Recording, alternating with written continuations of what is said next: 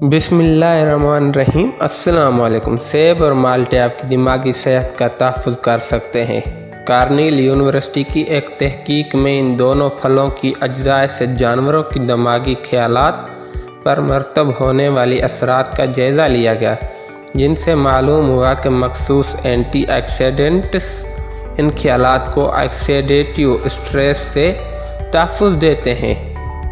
महक़क़ीन के मुताबिक ताज़ा फल जैसे सेब और माल्टे वगैरह दिमागी नुकसान की रोकथाम और अलर्जिम अमराज से तहफ़्फ़ुज़ दे सकते हैं।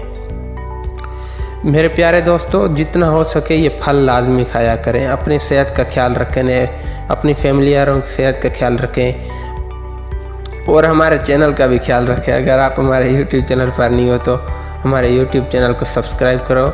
वीडियो अच्छी लगे तो लाइक कमेंट करना, अपने दोस्तों के साथ शेयर करो। थैंक यू, शुक्रिया।